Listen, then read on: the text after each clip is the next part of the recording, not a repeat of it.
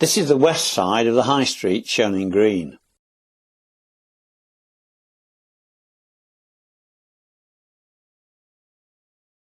This building is now part of the Horns Public House, but was once a separate building. The additional roof and wall are shown in yellow. This earlier picture shows a doorway highlighted in red, and it was once the only access to the back of the pub.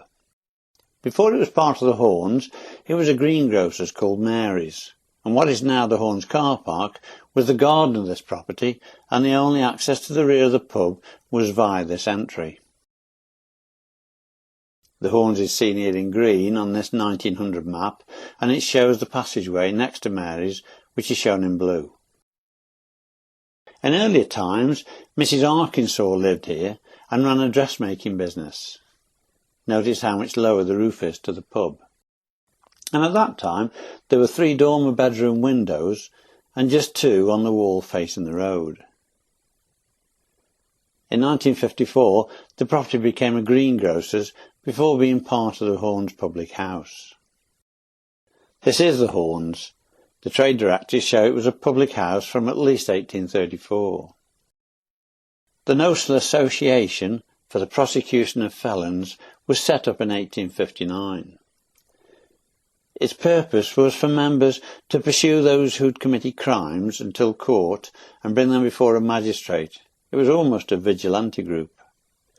Many prominent residents joined at a fee of 5 shillings and an annual subscription of 2 shillings and 6pence. The constitution of this society shows that a general meeting be annually held at the house known by the sign of the Horns Inn in Gnosall. The pub signs varied over the years. Currently it looks like a French horn, and previously as Coach and Horns, Cow's Horns, even as a bull, a ram, or just a plain pub sign. Next to the Horns is this property, used for many years as a butcher's. Samuel Fowle in 1881, then his son James, Arthur Lloyd, Daniel Meadows, then his son George, Thomas Dean, then Bert Brooks and his son John. At one time there was a slaughterhouse at the rear and cattle were driven down this passage. And on one occasion a cow put its head through one of the windows of the pub, and these iron baskets were fitted to prevent it happening again. These buildings opposite the Duke's Head have now been demolished.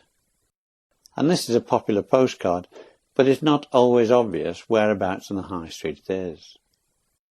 This is where the right-hand side of the street changed to modern times. The red building in the background is the post office, and the white building in the foreground is the Chinese takeaway. The property highlighted was demolished with some adjoining buildings before 1915 to make way for the infant school, which was now known as the Grosvenor Centre. The building that was left included the saddlery and post office run by Mr. Alfred Yates. His father John had a farm at Moor End, and he was also a saddler in the village from 1864. And Alfred continued the trade from these premises as well as being the postmaster.